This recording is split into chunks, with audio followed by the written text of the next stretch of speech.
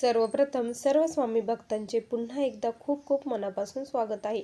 स्वामींच्या कृपेने आपण सर्वजण सुखी, आनंदात, समाधानी तसेच स्वामींच्या सेवेमध्ये रममाण असाल अशी आशा व्यक्त करून आज एक सुंदर असा अनुभव आपण बघणार आहोत. चला तर मग ताईंच्या शब्दात अनुभवाला सुरुवात करूया. ताई म्हणतात, सर्वप्रथम सर्वांना श्री स्वामी समर्थ. अनंत कोटी ब्रह्मांड नायक राजाधिराज योगीराज भगवान श्री स्वामी समर्थ महाराज यांना त्रिवार वंदन. स्वामी भक्तांनो, आज मी माझ्या आयुष्यातील संकटे, दुःख, अडचणी आणि त्यामध्ये स्वामींनी मला कशा प्रकारे साथ दिली, स्वामी कशा प्रकारे वेळोवेळी माझ्या सोबत उभे राहिले, हे मी आज येथे सांगणार आहे. माझ्या जीवनातील दुःख हे कधी संपलेच नाही, कारण लग्नाच्या अगोदरपासूनच वडिलांची परिस्थिती ही गरीब होती. त्यामुळे अनेक संकटांना त्यावेळेस सामोरे जावे लागले. आता परिस्थिती ही गरीब असल्यामुळे माझे लवकरच लग्न करून देण्यात आले. लग्न झाल्यानंतर मला एक मुलगा आणि एक मुलगी ही झाली. खूप छान सुरळीत चालू होतं. माझे मिस्टरही खूप छान होते, मला खूप जीव लावायचे. पण म्हणतात ना की जिथे सुख असतं तिथे दुःख हे येतच असतं, आणि असंच काही माझ्या बाबतीत देखील घडलं. माझ्या मिस्टरांचं अचानक डेथ झाली. माझे मिस्टर वारल्यानंतर सर्व जबाबदारी ही माझ्यावरती आली होती. मला घराबाहेर जाण्याची सवय देखील नव्हती, पण आज सर्व जबाबदारी ही माझ्यावरती आली होती. त्यामुळे मला सर्व करणं हे भागच होतं. आणि म्हणतात ना, ज्यावेळेस आपल्यावरती संकट येतं, दुःख येतं, ते आपल्यालाच पेलावं लागतं. आपण ज्यांना कोणाला आपलं म्हणतो ते देखील त्यावेळेस आपले नसतात. असंच माझ्या बाबतीत घडलं. मी ज्यांना ज्यांना खूप मदत केली होती, ज्यांना आपलंसं मानलं होतं, त्यावेळेस मला कोणीही साथ दिली नाही. माझं दुःख कोणीही वाटून घेतलं नाही. मी लोकांची मोलमजुरी करून माझ्या मुलांचं पालनपोषण करू लागली होती. मुलगी मोठी होती आणि मुलगा छोटा होता. त्यामुळे हळूहळू दिवस गेले. आणि असंच माझ्या घरामध्ये सर्व देवतांचे फोटो वगैरे होते, पण स्वामी महाराजांचा मी कधीच फोटो वगैरे घरात आणलेला नव्हता, कारण देवाचं करायला कधी वेळच मिळत नव्हता. कामामध्येच खूप वेळ माझा जात असे. मग माझी मुलगी ही मोठी झाली. मुलगीची 12वी झाली. आता 12वी झाल्यानंतर सर्वजण म्हणू लागले की आता हिचं लग्न करून टाक, लग्न कर म्हणे, असं सर्वजण म्हणू लागले. आता योग्य मुलगा मिळावा यासाठी मी खूप धडपड करत होती. पण एकटी बाई काय करणार, कुठे कुठे जाणार आणि काय करणार हे नसतं. मग त्यावेळेस काय झालं, आमच्या गावामध्येच एक मुलगाचं स्थळ आलं आणि सर्वजण म्हटले खूप छान आहे, मुलगाही चांगला आहे, घरचेही चांगले आहे आणि जवळचे जवळ राहील, तुला जाणे येण्यासाठी पण चांगलं राहील, असं सर्वजण म्हटले. आणि मग मी माझं मुलीचं लग्न तिथे मी करून दिलं. आता मुलीचं लग्न झालं 2016मध्ये. माझ्या मुलीचं लग्न हे झालं असेल. आता 2016ला लग्न वगैरे झालं आणि सुरुवातीचे दिवस ते खूप छान माझ्या मुलीचे गेले. 2 वर्ष खूप छान माझ्या मुलीसोबत राहिले आणि तिला 2 वर्षानंतर एक मुलगी झाली. मुलगी झाल्यानंतर तिची सासू आणि माझे जावई हे तिचा थोडा थोडा छळ करत लागले. ते अगोदरच तिला त्रास द्यायचे, पण तिनं मला कधीही सांगितलं नाही, कधीच माझ्यासोबत बोलली नाही, कारण तिला वाटलं की आईच्या मागे अगोदरच खूप टेन्शन आहे आणि आपलं टेन्शन देऊन तिला आणखी टेन्शन नको, म्हणून ती मला कधीच काही बोलली नाही. पण एक दिवस काय झालं ना की त्यांनी तिला खूप मारहाण केली. मारहाण केल्यानंतर मग मी अशी सहज भेटण्यासाठी गेलेली होती, तर ती झोपलेली होती. मी झोपलेली बघितल्यानंतर तिचा चेहरा पूर्ण सुजलेला होता आणि मला बघितल्यानंतर म्हणतात नाही, असं जवळचं माणूस आल्यानंतर जर आपण दुःखात असो तर त्याला काय करावं हे कळत नाही. तसंच माझ्या मुलीचं झालं. मी तिला उठवलं तर ती माझ्या गळ्यात पडून इतकी रडली ना का बस. त्यावेळेस मला कळलं की ही किती दुःखामध्ये आहे, किती त्रासात आहे, माझ्यासाठी हा किती त्रास ही सहन करत आहे.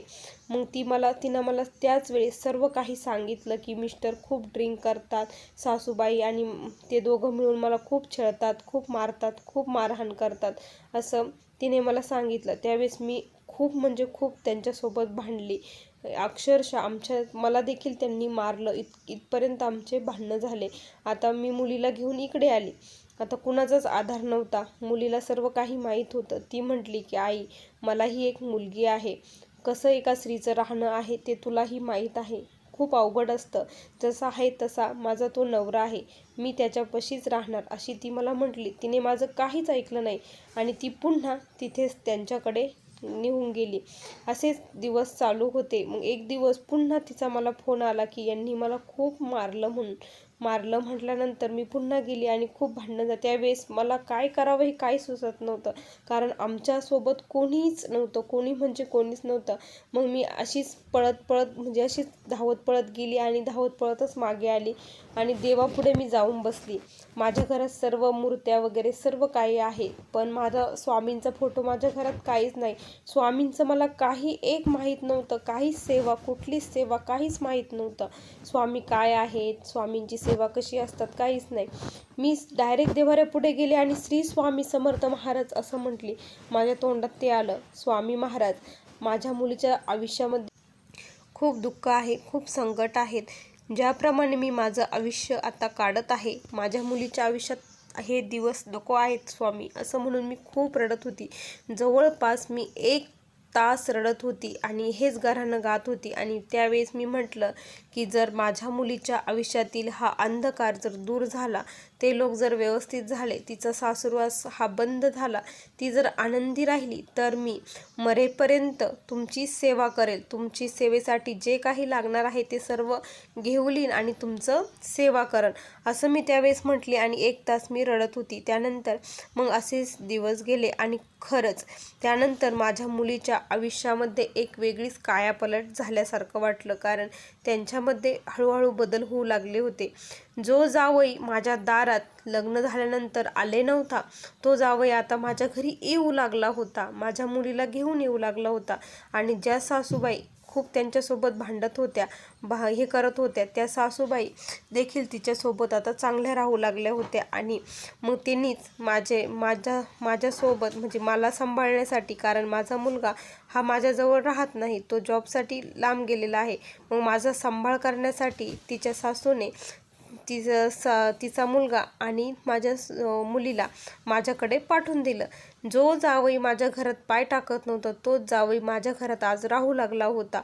आणि सर्व व्यसन वगैरे त्याचं सुटलं होतं. कधीमधी करायचा, पण रोज तो ड्रिंक वगैरे करत नव्हता. हा मोठा चमत्कार बघून कळालं की नाही, स्वामींना मी शब्द दिला होता की जर मुलीचं जीवन सुखाचं झालं, सर्व काही व्यवस्थित झालं, तर मी तुमची सेवा करेन. मग तेव्हाच मी स्वामींचा फोटो वगैरे आणला, स्वामीचरित्र आणलं आणि मग मी 11 माळी जप, स्वामीचरित्र ही सेवा आमच्या चालू झाल्या. मी मुलीला देखील सांगितलं की तूही देखील स्वामींच्या सेवा कर. मग मुलीने देखील 11 गुरुवार व्रत केलं, 3 गुरुचरित्राचे पारायण केले. ज्यावेळेस पारायण केले त्यावेळेस खूप सारा बदल घरामध्ये आम्हाला जाणू लागला.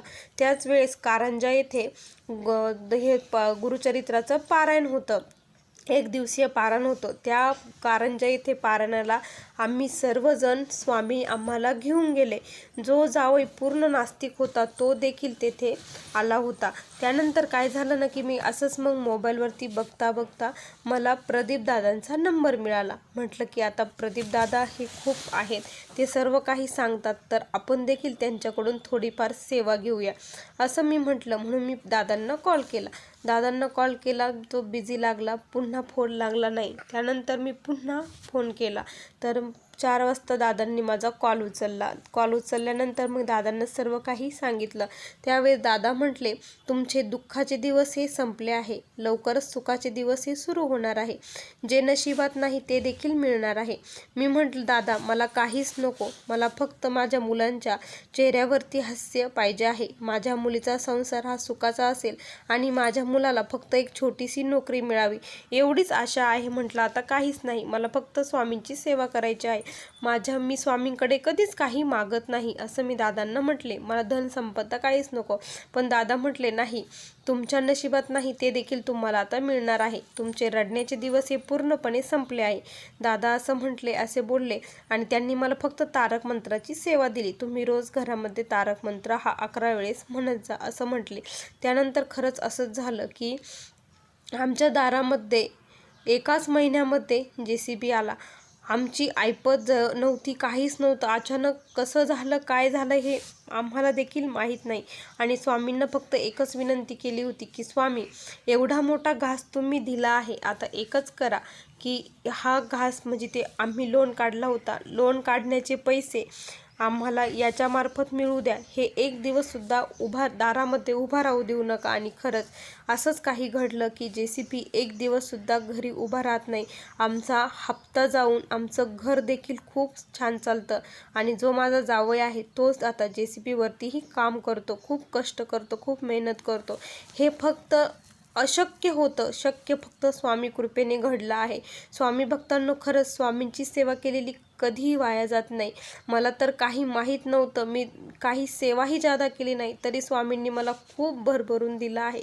आणि जे आयुष्यात माझ्या नशिबात नव्हतं ते देखील स्वामीने दिलं. जे मागितलं ते तर मला लवकरच मिळालं.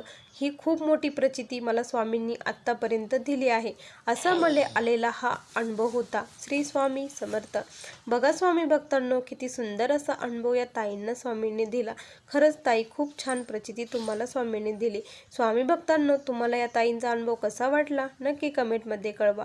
पुन्हा भेटूया अशा सुंदर अनुभवासोबत. तोपर्यंत सर्वांना श्री स्वामी समर्थ. जय जय स्वामी समर्थ. श्री गुरुदेव दत्त.